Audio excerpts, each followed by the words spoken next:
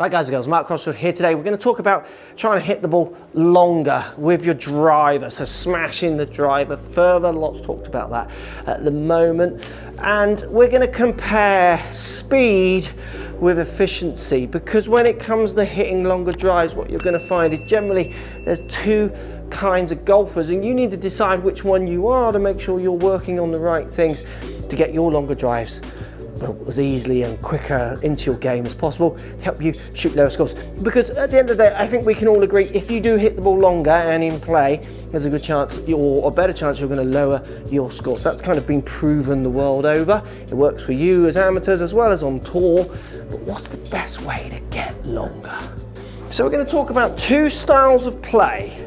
I'm going to hit a series of shots where I smash the ball, and then I'm going to hit a series of shots where I really try to keep the ball in play. And I'm going to show you the difference between potential and what kind of style of golfer you might be and how it'll influence your game. Let's show you what I mean. So let's go with smash to kick us off. So I'm going to hit these as hard as I can.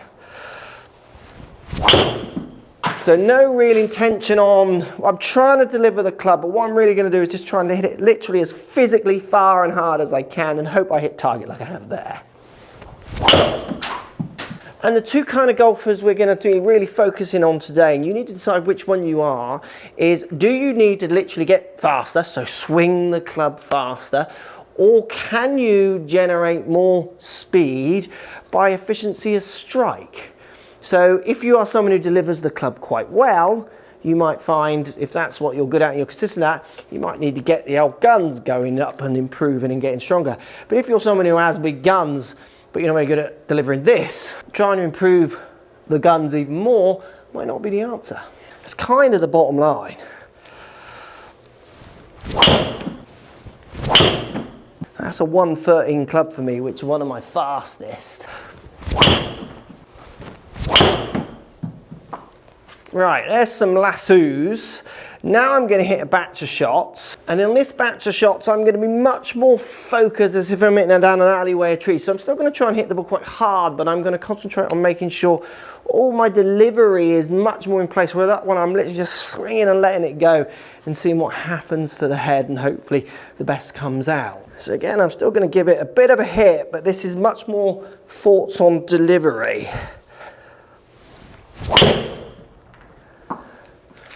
I would say this feels more gameable. These shots, I feel like I could hit nearly any course in the world, any kind of narrowness of fairway or not.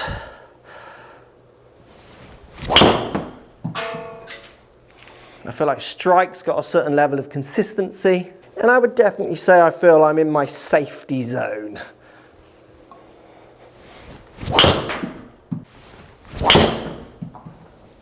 Right, let's show you some of the data between those two batches of shots. So we've got smash and nice hits, and you can see if you use the two circles here, you can definitely see the variation on the smash is greater. Not only short and long, but left and right. Where the variation on the nice, me playing my gameable shot, much tighter, and certainly not as short and long. So there you like your standard deviations. So where the smash, you can see they edges out a bit further. It certainly comes back way shorter, because what happens is the strike isn't as efficient to kick us off. And that's the biggest thing I find. You can see the efficiency on the ratio of the smash just slightly drops down, but the club head speed with the smash is 2 miles an hour longer. I mean, is the bigger potential. Kind of 4 to 6 yards extra carry. You know, that's worth money in certain situations, but maybe not worth enough subject to the kind of delivery discrepancies that come in through strike. So 2 mile an hour slower club head speed is delivering almost the same ball speed on standard deviations. These cross over, yet 266 when I'm trying to smash it average.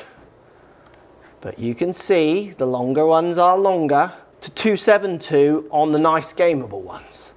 So it's noticeably shorter. So I am able to swing slower, yet hit the ball further. Because I am someone who, if my delivery is in the right place, I'm kind of getting close to maxing out what I'm putting in. So for the head speed, stroke ball speed I put in, my distances on the top end of what should come out. There's ping charts and what have you that show you kind of, you know, angle of attack, ball speeds, those kind of ideas of what you should be getting out. And I'm always nearer the top end on those charts.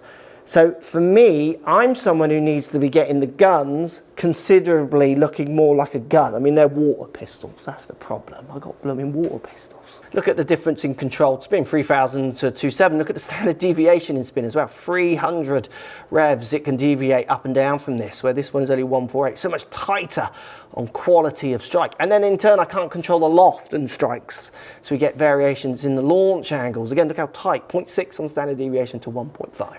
And believe me, as someone who's going down every alley and has done over the lockdowns to try and work out how to maximize speed for myself and try and play with speed, the more and more I go, it's so obvious that I am someone who needs to work on physical strength, becoming physically stronger, but use a reliable technique that I've built up over years to gain that like elusive 165 or 170 ball speed that I'd love to gain, 165 to 170 on a course. But you can see the big jump that would have to be for me. The big jump is going to have to come from here.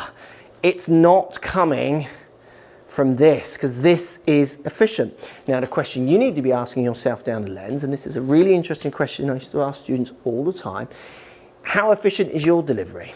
So fitness is great, it can help you stay supple, get rid of aches and pains, help you play for longer. I'm not saying don't do fitness. Fitness is great for everyone, doesn't matter who's watching this, just stay fit and healthy as much as you can, relate to your life and to golf, it's only a good thing. But how many of you are delivering efficiently down that lens now with your club? Like how many of you have got good, efficient delivery? Patterns that I see from golfers. Most common one, I see speed, strong golfers, lots of speed, but then in turn, lots of curvature. Look at that ball moving, look at that ball curving. That's 111 club head speed for me, which is nearer my top end of club head speed, carrying 223, or totaling 223 yards in distance. 4,000 spin. Club head speed 111, 142 ball speed with copious amounts of curvature.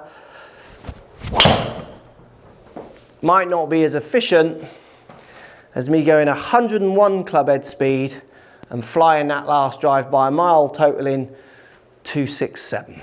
Reducing curvature, club path, face control, loft control, all sync together is a massive power gain for students. 20 yards plus I've seen students improve their distance. You don't see that from people changing their driver. As much as people try to advertise that to you, you don't see that. A driver that's like for like, you don't see 20 yards change in distance. You see people with drivers that don't suit them go for fits and get ones that suit their delivery, gain those kind of yardage, but still that's rare. You have to have a crazy driver in the start for that to happen. Changing a delivery though, massively can change that distance. Curvature being the biggest one that we see. Big hooks, big cuts, going more for a neutral flight. You then can work the speed back up if you can get control of that face. Now, I'm not saying swinging slower makes you control the face any better.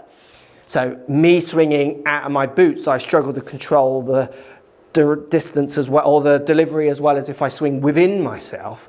But that doesn't mean I won't swing out of my boots, and it doesn't mean that one is better than the other. I've played with golfers who are much better at swinging out of their boots than they are swinging like half a step down like I am. It's player specific. You need to find which one you are. That's the main point of this video. Other huge power leaks that I see. So I've gone for speed. I towed it so it's turned. So it's 111 club, but I delivered no loft. I mean, the loft there was 6.5 degrees. Like the loft was all taken off the club. Plenty of speed, but 6.5 degrees of loft is not going to cut the mustard at 1,116 revs per minute. That ball's carried under 200 yards with 111 mile an hour club head speed. That's a pretty relaxed little tap forwards. 101 club head speed, so 10 mile an hour slower, carrying past the other and going further. That's carried 247. So your keys, next time you play, you want to search for a little bit more distance, a little bit more efficiency with your tee shots, and squeeze out as much as you can out of your game. The questions you need to be asking yourself: how much launch? Is it too high or too low? Like, what's my launch window like when I hit my driver? Is it sensible? If not, you probably find it's a power leak. How much curvature have I got on each shot? Like, am I hitting massive right to left or left to right? It might hit target, but if you're hitting big curvatures and distance is something you're trying to find, reducing that curvature might be the answer. You might be uber efficient, like you deliver your club really neutral each time but it doesn't go fast enough. That's where you might need to start working on some bigger turns, or certainly what I need to do, actually getting rid of the water pistols. Be able to try and send it out there. Like that's fast, that's 112. Just slightly leaked, it's going to be shorter than I would normally hit. So that's only carrying 160 something yards. 263. Now I can swing at 110-ish. A little bit more club face control. So that's 109. Now we're hitting more target. And that one's carrying 261. That's very gameable. That, with bigger water pistols, like, has got potential. So I have no secret answers for you. I don't mind which one you are, and I'm not going to stand here and say you have to hit this position and that position, but I would put a bet. You comment down below. There'll be a bigger amount of you out there watching this video whose delivery is costing you distance rather than their water pistols. Like, post in the comments, which one are you down below? And there'll be plenty of you as well who the water pistols could get bigger and delivery is really neat. But I think those people tend to know who they are. I see so many golfers come, they want more distance and they're in a 30-yard slice. And I just think, wow, like, you don't need those speed sticks. You don't need this new driver. You need to deliver some angles. Working out which side of this distance gain model you're on. Do you need to get stronger because you're efficient, or are you just ridiculously inefficient, that's leaking loads of distance? That is the true secret for you finding more distance. I've got loads of videos on if you want to, calm down your curvature, all those kind of ideas. This video isn't a how to stop slicing video. I've got plenty on those kind of things if you want to work on that, or how to control loft and all those kind of ideas. This is a video for golfers who want to work out or make sure that you understand what you're trying to achieve. Are you trying to achieve distance by better delivery, or have you got good delivery and you simply need more speed, which could be increased in ground forces? It could be taking wider whips and longer whips with your hand path, all those kind of ideas. And the really upsetting one for me is it could be just improving the old physique. Let me know in the comments down below, which one are you? Hitting the ball further, but going softer and more controlled. Just think of the dream. Take that curvature off, people. Distance to be found out there with better contact. Who'd have thought it?